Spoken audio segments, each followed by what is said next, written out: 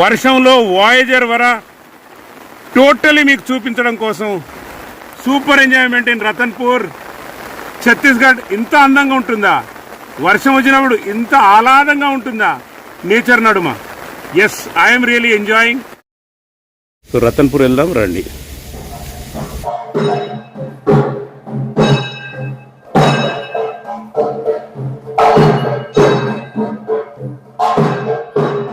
ఓం శక్తై నమః.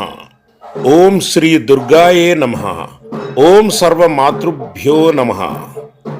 ఓం భైరవై నమః. ఓం శ్రీ మాతృదేవై నమః. ఓం దుర్గాయై నమః. మహామాయా శక్తిపీఠం యొక్క ప్రాముఖ్యత అనేది దుర్గాదేవి యొక్క శక్తిని ప్రతిబింబించే ఒక పవిత్ర స్థలం. ఇది ఛత్తీస్గఢ్లో రతన్పూర్లో ఉన్నది మరియు దీని చారిత్రక ప్రాముఖ్యత చాలా గొప్పది.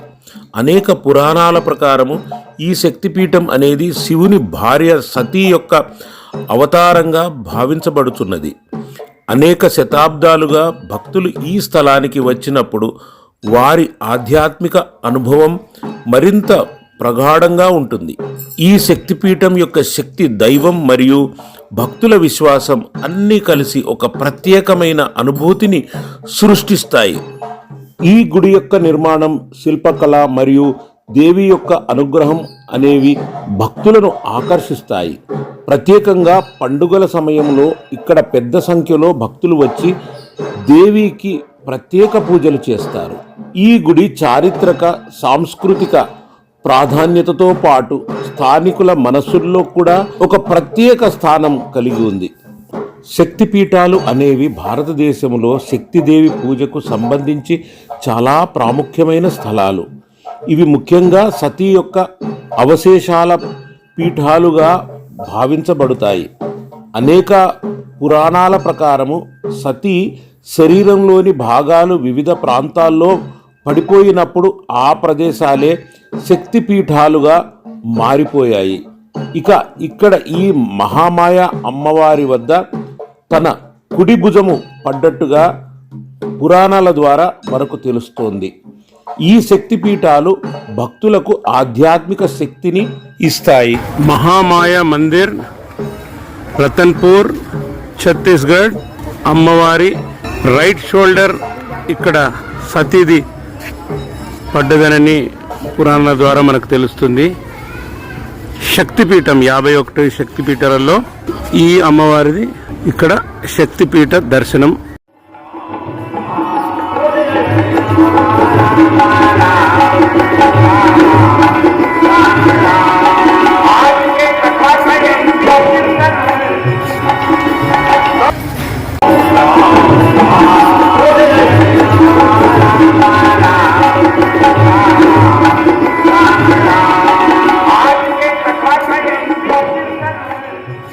ఇక ఇది లోపలికి ప్రవేశించే ద్వారము. అమ్మవారి దర్శనం చేసుకుందాం పదండి. మొబైల్ ఫోన్లు మొదలగునవి అనుమతించకపోయినా కూడా పర్వాలేదు, సెక్యూరిటీ అంత చెక్ లేదు. ఇక ఇది వచ్చేసి ఒక చిన్నపాటి, ఇక్కడి వారి కులదైవంగా భావించే ఒక చిన్నపాటి గుడి. ముందుగా దర్శనం చేసుకొని లోపలికి ప్రవేశించవలసి వస్తుంది.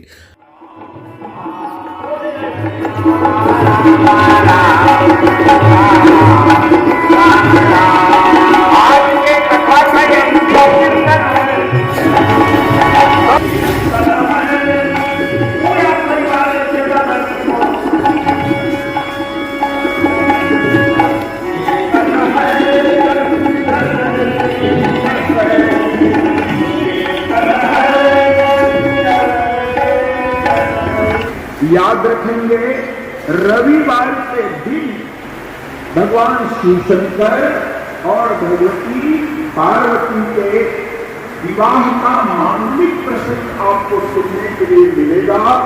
इसलिए अधिक से अधिक संख्या में शिव पार्वती के विवाह का साक्षी बनने के लिए आप सब जरूर आएंगे और ऐसी आपसे निवेदन की जाती है।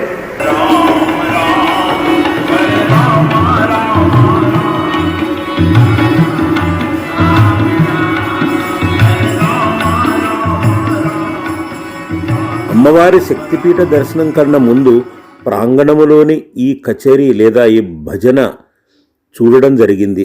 దాని తర్వాత అదిగో అక్కడ దూరంలో కనపడుతుంది కదా పంచముఖ శివాలయము. ప్రపంచంలోనే ఇది చాలా అరుదైన శివదర్శనము మరియు మహామాయ వాటిక అవేంటియో చూద్దాం పదండి.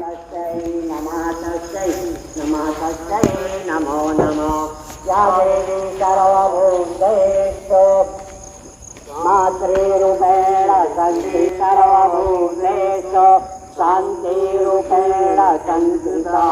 నమః తస్సై నమః తస్సై నమః తస్సై నమో నమః. ఓం యజ్ఞేన యజ్ఞమయదంతరే. మిత్రులారా, భక్తులారా, దేవి और సజ్జనో, మై డియర్ ఫ్రెండ్స్, ఎంతెంతో అరుదైన పంచముఖ శివలింగ దర్శనం చేసుకోండి. మీకోసం ఓన్లీ త్రూ వాయేజర్ వరా మై డియర్ ఫ్రెండ్స్.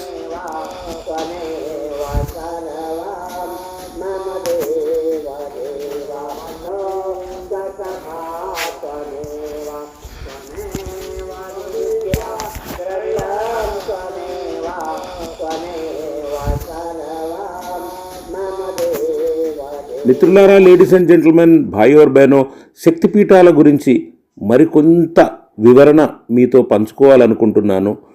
ఈ శక్తిపీఠాలు భక్తులకు ఆధ్యాత్మిక శక్తిని, శాంతిని అందిస్తాయి. మరియు ప్రతి శక్తిపీఠం తనదైన చారిత్రక, సాంస్కృతిక ముఖ్యత్వాన్ని కలిగి ఉంటుంది. అవును, ఇది చాలా ప్రసిద్ధమైన కథ. ఒక కథ మీతో పంచుకోవాలనుకుంటున్నాను. అదే సతి గురించి. దేవి और సజ్జనో, మహామాయ వాటిక ఇదే మన్నతి స్థల్ అని అంటారు. ఇక్కడ ముడుపులు కడితే మనం కోరుకున్న కోరికలన్నీ నెరవేరుతాయనని, పిల్లలు లేని వారికి పిల్లలు పుడతారని, పెళ్లి కాని వారికి పెళ్లి త్వరలో జరుగుతుందనని, మరియు చదువులలో అత్యధిక స్థానానికి వెళ్తారని, ఉద్యోగంలో కూడా టాప్ లెవెల్స్కి వెళ్తారని నమ్మకం. అదే ఆ శక్తి యొక్క ప్రభావము. సతి ఆత్మహత్య శక్తి గురించి కథలు చాలా రసప్రదం. శివుడు, పార్వతి, దక్షిణుల మధ్య అనేక కథనాలు ఉన్నాయి. ఉదాహరణకు, దక్షుడు తన కుమార్తె సతిని తన యజ్ఞంలో ఆహ్వానించకుండా తాను శివుడిని అగౌరవించడంతో సతి ఆత్మహత్య చేసుకుంటుంది. ఆ తర్వాత శివుడు దక్షుడిని శాపం ఇచ్చి శక్తిదేవి అనేక రూపాల్లో తిరిగి ప్రస్ఫుటమైందిగా ఉంటుంది. ఇలాంటి కథలు శక్తి దైవం యొక్క శక్తిని, అనుబంధాలను చర్చిస్తాయి మరియు భక్తులను ఆధ్యాత్మిక బలం ఇస్తాయి. ఇది చాలా ప్రసిద్ధమైన కథ కదా. సతి ఆత్మహత్య చేసుకున్న తర్వాత శివుడు ఆమె శరీరాన్ని మోకాలు లేదా భుజంపై వేసుకొని పర్యటిస్తుండగా విష్ణువు తన చక్రాన్ని ఉపయోగించి సతి శరీరాన్ని విభజించాడు. ఈ విధంగా సతి శరీరంలోని భాగాలు వివిధ ప్రదేశాల్లో పడిపోయినట్టు, అవి శక్తిపీఠాలుగా మారినట్టు కథలుగా పెద్దవాళ్ళు చెబుతూ ఉంటారు. పురాణాల ద్వారా మనకు తెలుస్తుంది కదా. ఈ కథలో విష్ణువు యొక్క చక్రం ప్రధాన పాత్ర పోషిస్తోంది. ఇది శక్తి యొక్క పరిమళాన్ని, శివుడు మరియు విష్ణు మధ్య ఉన్న అనుబంధాన్ని ప్రతిబింబిస్తుంది కూడా. ఇది శివపురాణం ప్రకారము ఉన్న కథ అని మనకు తెలుస్తోంది. ఇది మాత్రం శివాలయం అని చెప్తున్నారు. సో నంది కూడా ఉన్నారు. ఫ్రెండ్స్, మహామాయ అమ్మవారి శక్తిపీఠ మందిర ఆవరణలోనే, ప్రాంగణంలోనే ఈ పాత శివాలయాలు కూడా ఇంకా రెండు ఉన్నాయి.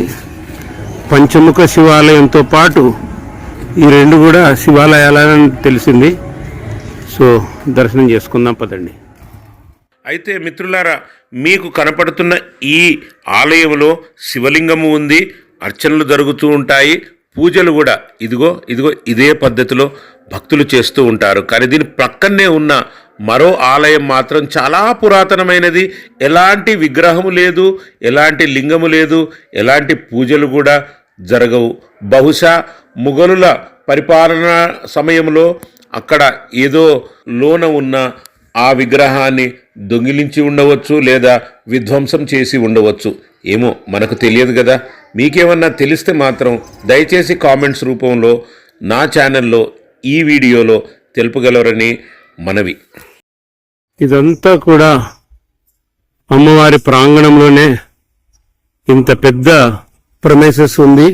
ఈ ఆలయం మాత్రం అద్భుతము, చాలా పాత కట్టడం అని అర్థమవుతుంది మై డియర్ ఫ్రెండ్స్. మీరు చూస్తున్నది ఈ అందమైన కోనేరు మరియు పురాతనమైన ఆలయాలు ప్రాంగణంలో ఉన్నాయి. ఇక మొత్తం చూసిన తర్వాత మనము లోపలికైతే ప్రవేశించాము.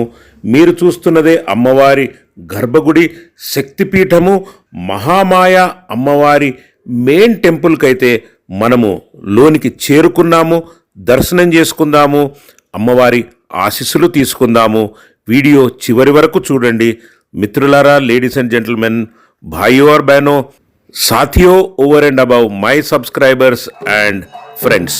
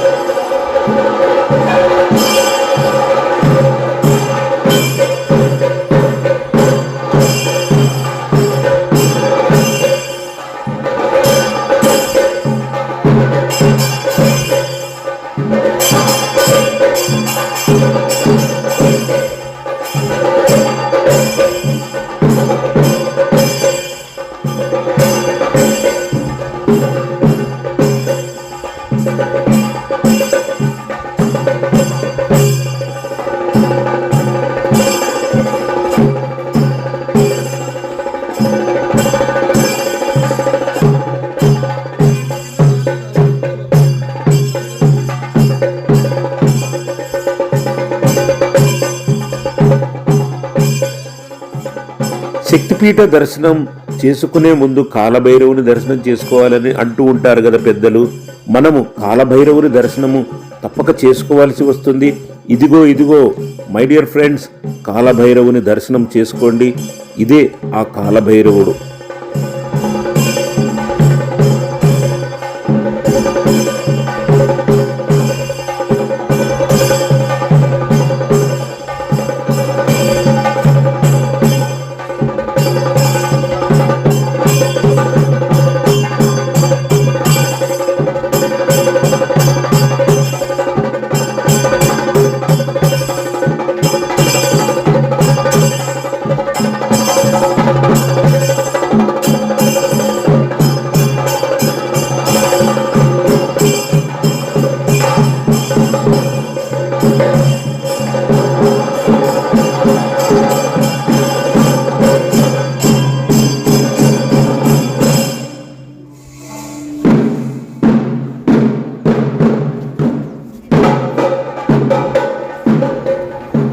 మహామాయ అమ్మవారి ఆలయంలో దర్శనానికి వచ్చాం మిత్రులారా.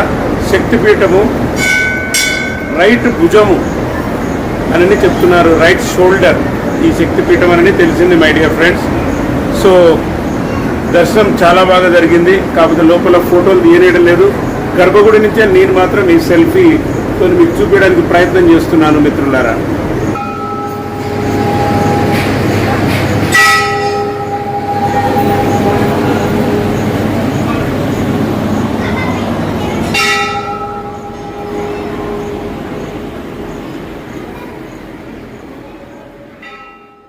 ఓం శక్తి, జై శక్తి. ఇదే ఆ అమ్మవారి ముఖ్య గుడి గర్భగుడి అని చెప్పవచ్చు. అదిగో అదిగో దర్శనం చేసుకోండి మిత్రులారా.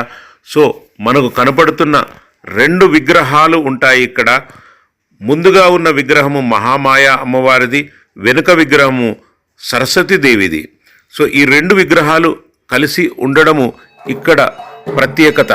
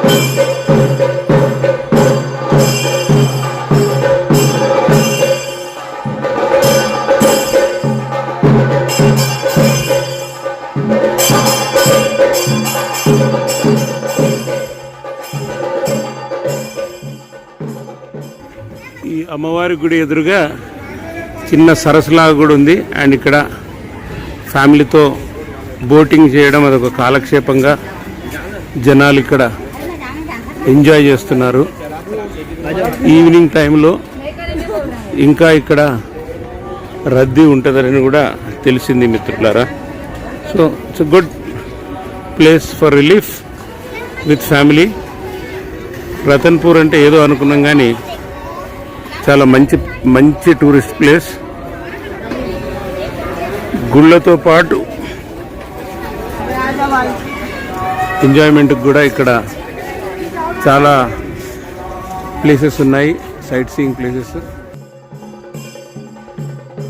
Thanks for watching voyager Vara. నేను మీ host Varaprasad signing off. Good bye.